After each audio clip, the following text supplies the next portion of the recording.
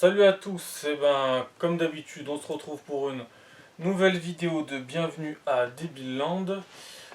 Alors il se trouve que la semaine dernière, vous le savez pas, et puis de toute façon mes vidéos sont tellement peu regardées que je me fais pas trop d'illusions, mais je vais quand même le préciser quand même. Donc la semaine dernière j'ai fait des vidéos qui n'ont pas pu être gardées, parce qu'il y a eu un problème entre le tournage et le fait de les poster, on va dire. Voilà, donc je vais recommencer à lire certains trucs que j'ai déjà lus, plus des nouveautés que j'ai notées cette semaine. Donc voilà, je pense que dans ces vidéos qui vont venir, là j'aurai pas mal de choses à préciser par rapport à ça.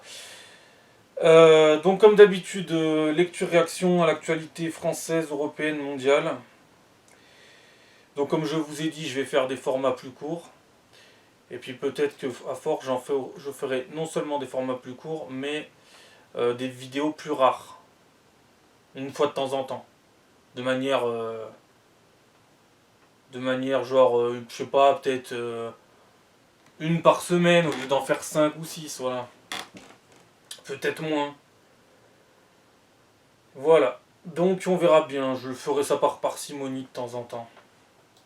J'essaierai de prendre les trucs les plus dingues dans Bienvenue à Debilland dans quelques temps. Voilà. Donc allez, c'est parti, on commence par quoi? On va commencer comme d'habitude maintenant par donner la parole à ceux qui ne nous la donneraient pas. Je vais y arriver. Mathieu Slama. On va commencer par Mathieu Slama. S'il a rajouté quelque chose, parce que c'est pas sûr. Mathieu Slama.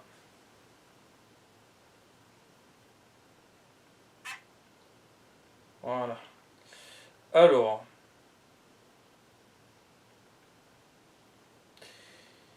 Qu'est-ce qu'il nous a rajouté de beau? Parce qu'il faut savoir aussi que cette semaine, le gouvernement est tombé. Donc il y a eu une motion de censure exprimée par une partie de l'Assemblée nationale. Voilà. Donc certains partis ont décidé de faire tomber le gouvernement qui avait été choisi par Macron et qui avait été, on va dire, entre guillemets, élu par les élections législatives. Hein. Donc voilà, le RN, LFI et d'autres partis ont décidé de faire tomber le gouvernement. Donc le Premier ministre n'est plus le même. Pour l'instant, nous n'avons plus de Premier ministre, à nouveau, voilà. Bon, après, maintenant, on commence à avoir l'habitude dans ce pays qui part complètement en couille. On va encore attendre de voir... Putain, je vais y arriver. On va donc devoir attendre encore plusieurs jours pour avoir un nouveau Premier ministre qui sera décidé par notre grand leader spirituel suprême. Voilà, par Jimmy Neutron, hein, en la personne de Jimmy Neutron.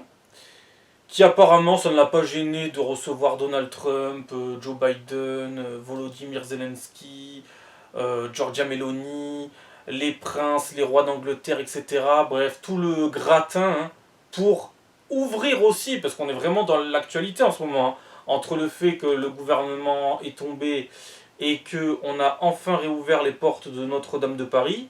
Voilà, donc la réouverture de Notre-Dame s'est fait hier.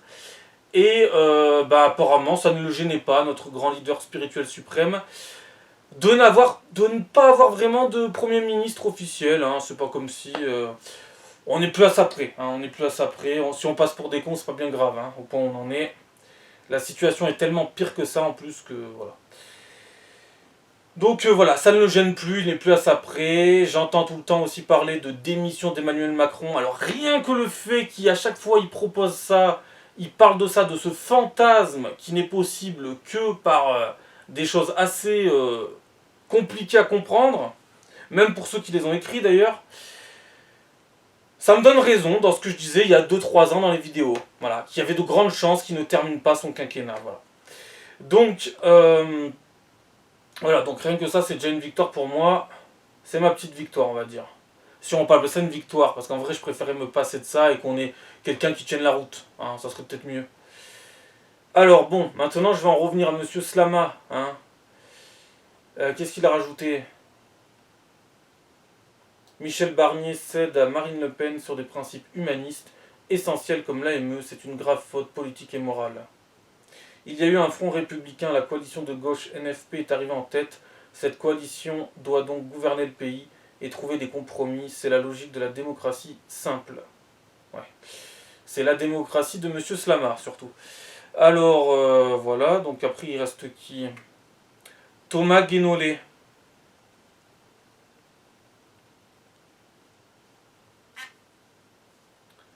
Alors, Thomas Guénolé, qu'est-ce qu'il a à nous dire, lui?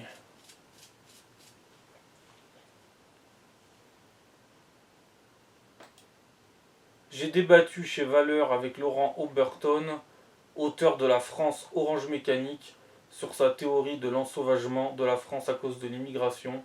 Je pense avoir démontré et prouvé qu'elle est fausse. Pour en juger, c'est par ici. Ok.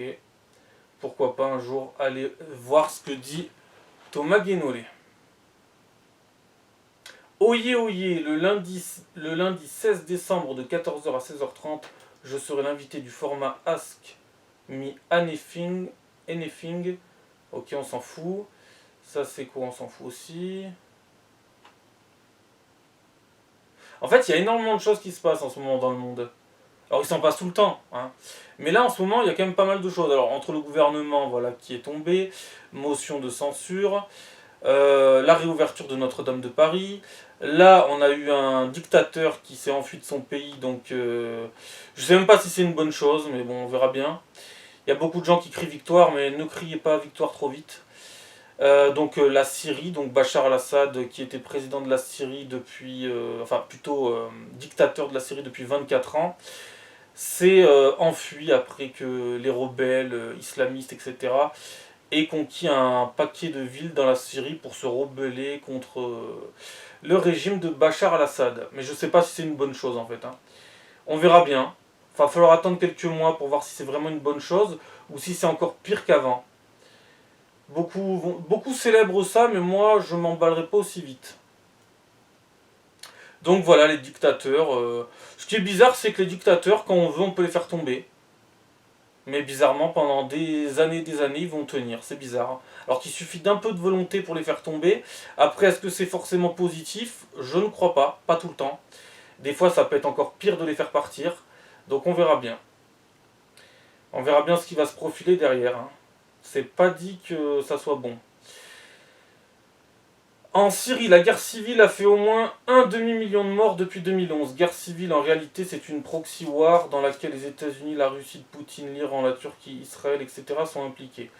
D'ailleurs, ça ne doit pas faire les affaires de Poutine, tout ça, mais bon. Ça, c'est encore autre chose. Ben, ouais, je sais pas. Là, vu que je dois parler dans le téléphone et non écrire, c'est compliqué, ça aussi. Donc je peux pas voir tout ce que je veux là, parce que si j'écris, il ne comprend rien. Et si je parle, il ne comprend rien non plus. Donc on va faire les trucs les plus évidents, hein. CERFIA Twitter.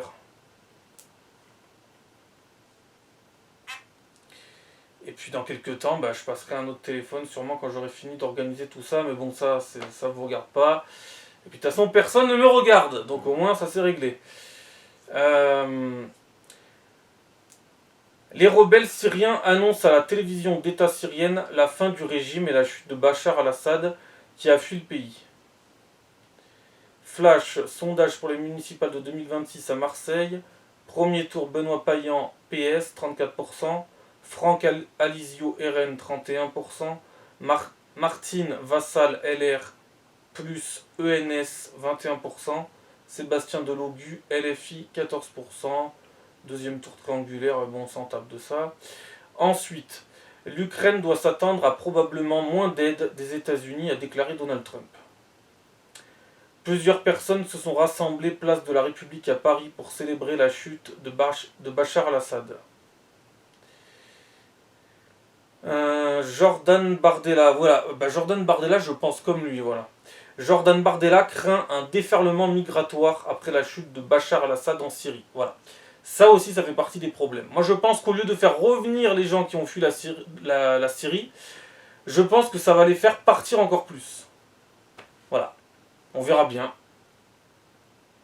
On verra bien. Parce que oui, des fois, les dictateurs, dans certains endroits du monde, jouent un rôle majeur, un rôle clé dans certaines choses pour déséquilibrer le monde. Des fois, les dictateurs ont aussi leur place. C'est bizarre de dire ça, mais des fois, ils apportent pas forcément que du mauvais. Bref, on verra bien dans quelques mois, hein, on verra bien. On va pas tirer un bilan si rapide en quelques jours, comme le font les autres là qui disent oh mon Dieu c'est super bien pour la Syrie. Je rappelle aussi que la Syrie, le pays est entièrement détruit, hein, donc je vois pas vraiment ce que ça va changer pour l'instant, que ça soit plus une dictature. Et ensuite, je sais pas si les gens qui ont libéré le pays ne sont pas eux-mêmes des dictateurs, mais on verra ça plus tard. Hein. Bref, parce que vous savez que dans ces pays c'est souvent très compliqué. Hein. Alerte info Twitter.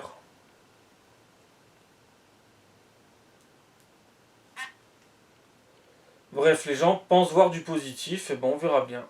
Moi, pour l'instant, je dis patience. Gabriel Attal a été élu secrétaire général du parti Renaissance avec 94,9% des voix. Il était le seul candidat en lice. Bah, tu m'étonnes. Tu m'étonnes. Donc, il représentera le parti de Macron. Donc, ça va être la suite de Macron, voilà. Nous aurons donc Gabriel Attal. Quelle surprise. Ensuite, il y a une très bonne question qui a été posée par un streamer. C'est une bonne question qu'il pose. Je ne comprends pas comment on peut avoir autant de croyants et si peu de personnes qui pardonnent. Se questionne le streamer Sardoche au sujet du fait que certains lui reprochent encore d'avoir eu une relation sexuelle avec une jeune fille de 16 ans alors qu'il en avait 24. Alors attention, hein, je dis pas que c'est bien ce qu'il a fait. Mais les donneurs de leçons de ce monde, on les connaît hein, aussi. Hein. Ils vont faire des leçons et eux sont sûrement peut-être encore pires que lui. Hein. Voilà. Hein, on en connaît pas mal. Hein. Après, par contre, sa question vaut le coup d'être posée en tout cas. Après, c'est pas parce que t'es un croyant qu'il faut toujours pardonner. Hein. Il y a des choses qui sont très difficiles à pardonner. Hein. C'est pas parce que t'es un croyant que tu dois tout pardonner non plus. Hein. Tu peux croire sans pour autant tout pardonner non plus. Hein. Mais sa question vaut le coup d'être posée. Les États-Unis quitteront l'OTAN si les alliés ne payent pas plus, lance Donald Trump. Le pape François a prié devant l'enfant Jésus emmitouflé dans un kéfier. Ok. Le quotidien suisse Tagiz Anzeiger qualifie Emmanuel Macron de saboteur de la Ve République et affirme que demander la démission du chef de l'État serait comme demander à un roi de descendre de son trône ou au soleil de quitter le ciel. Ok, d'accord. Bah, c'est le roi soleil en même temps, donc oui, forcément. C'est sa grande majesté Macron Ier, notre grand leader spirituel suprême. Et là, je vois marqué à l'instant, l'enquête sur l'incendie de Notre-Dame de Paris est-elle classée secret défense?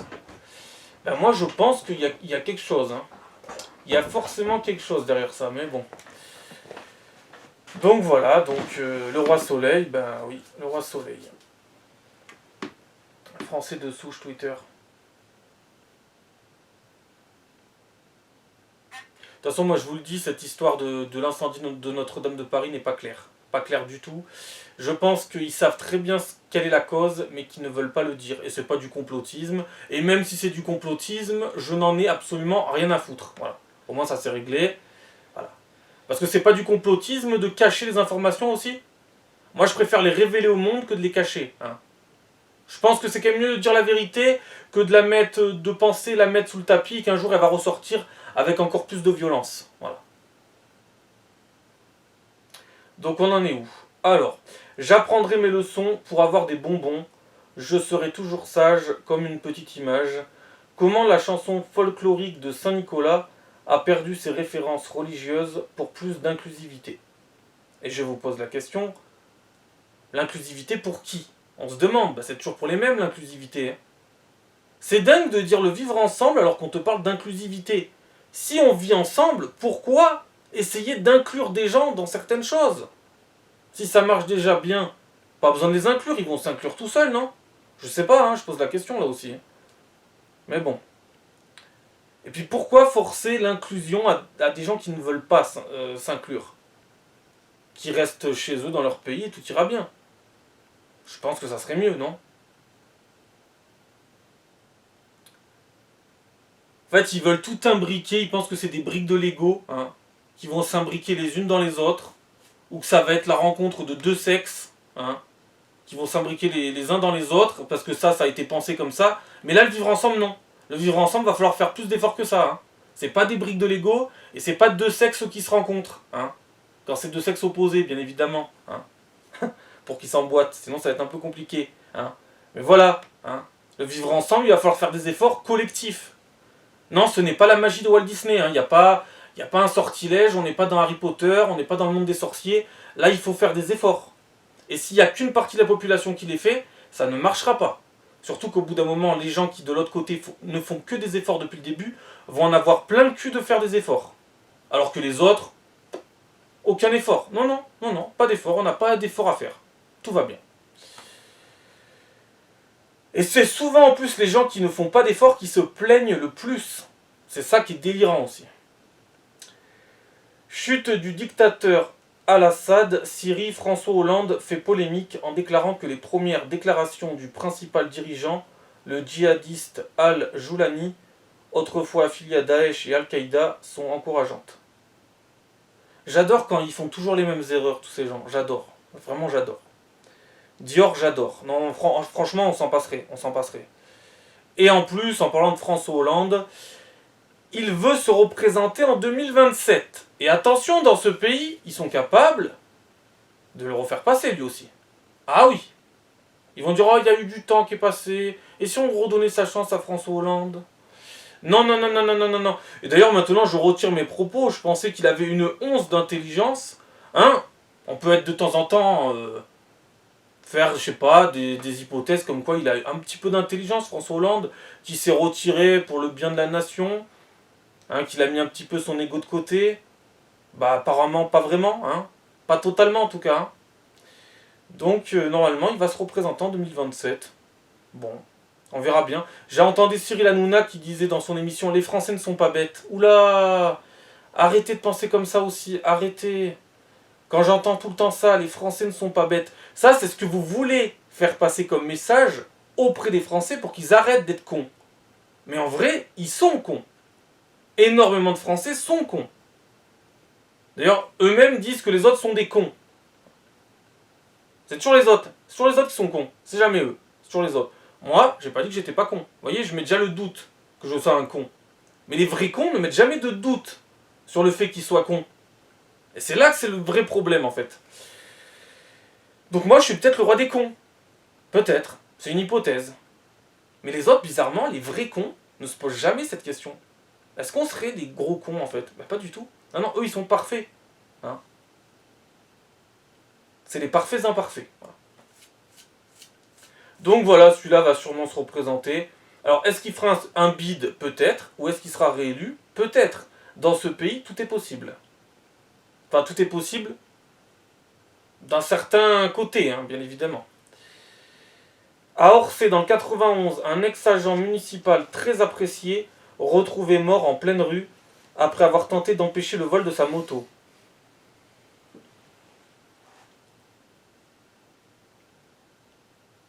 Les islamistes renversent le dictateur Bachar al-Assad. Ursula von der Leyen, prête à fournir une aide européenne pour reconstruire. Une Syrie qui protège toutes les minorités. Ouais, que dire? Bon, déjà, si vous les aidez à distance, ça sera mieux que de les aider ici alors qu'ils ne sont plus dans leur pays. Ça sera déjà un peu plus logique. Mais c'est toujours à nous d'aider, c'est toujours à l'Europe. C'est toujours l'Europe qui doit aider, c'est toujours l'Europe. Qui va aider l'Europe un jour, au fait? Qui va aider l'Europe? Ça, c'est la question, par contre. Hein. États-Unis, Donald Trump veut mettre fin au droit du sol dès le premier jour de son mandat. Bon, en même temps, il n'a pas de temps à perdre. Hein. Il a promis plein de trucs, il veut les tenir, il n'a pas de temps à perdre. Et c'est mieux que des gens qui disent du blabla mais qui ne font rien. Voilà. Ou qui font que ce qui les arrange. Ça, c'est encore pire. C'est encore pire que de ne rien faire, en fait. Faire que ce qui nous arrange, c'est encore pire. Parce que le foutage de gueule est encore plus colossal. Donc, qu'est-ce que j'ai noté sinon pendant la semaine? En plus, je sais pas combien de temps ça fait que je fais cette vidéo, parce que ça fait un petit moment que je parle, j'avais quelques précisions à faire. Ça doit faire peut-être 20 minutes. Donc je vais peut-être arrêter dans 2 minutes, hein, du coup. On va pas retomber dans nos travers. Donc, qu'est-ce qu'il y a d'autre à rajouter? J'attends que je puisse lire, hein, bien évidemment. Qu'est-ce qu'il y aurait d'autre à rajouter? Cette semaine, il s'est passé quoi? Il s'en est passé des tonnes, mais des choses majeures. Ouais, Notre-Dame. Toujours la guerre en Ukraine, ça change pas. Il y a un cessez-le-feu au Liban avec Israël. Donc, preuve que quand on veut, on peut, mais quoi ça sert de faire un cessez-le-feu si c'est pour après redémarrer? Ça n'a pas vraiment d'intérêt, autant continuer. Ou alors il faut jamais commencer. Non mais j'ai toujours trouvé ça abusé les cessez-le-feu, c'est délirant. C'est la preuve que tu pouvais arrêter bien avant. Et peut-être même ne jamais commencer. C'est comme quand je vous dis qu'il plante le coup de couteau dans la personne, et une fois que le coup de couteau est donné, il se barre en courant. Non, fallait juste ne pas donner le coup de couteau, je pense que c'était plus logique, non? Vu que tu vas pas assumer derrière, je sais pas. Allez, on continue. Un projet d'attentat a été déjoué à la mairie de Poitiers. 3 personnes ont été interpellées. Source Le Parisien. Ensuite, le Parti Socialiste est prêt à discuter avec les macronistes et LR sur la base de concessions réciproques pour prendre ses responsabilités, affirme Olivier Faure. Il réclame un Premier ministre de gauche. Truong Mailan, condamné à mort pour détournement de 27 milliards de dollars, doit payer 9 milliards de dollars si elle veut éviter sa peine. Si elle paye, elle sera transformée en peine de prison à perpétuité. Ok, ça c'est marrant aussi que l'argent achète la vie et la mort, mais bon, passons. Apprendre à crier et à se débattre permet de sortir d'une tentative de viol à 80%. Face aux agressions, des femmes se tournent de plus en plus vers des cours d'autodéfense. Précisons encore une fois que c'est un cliché, c'est une réalité, hein, mais c'est pas que des femmes qui se font violer, c'est énormément de femmes, mais il peut arriver que certains hommes se fassent violer aussi. Je tiens à le préciser quand même, ça existe. Voilà. Parce qu'on dirait qu'il n'y a que les femmes. Non, non, non. Il y a aussi des hommes, ça peut arriver.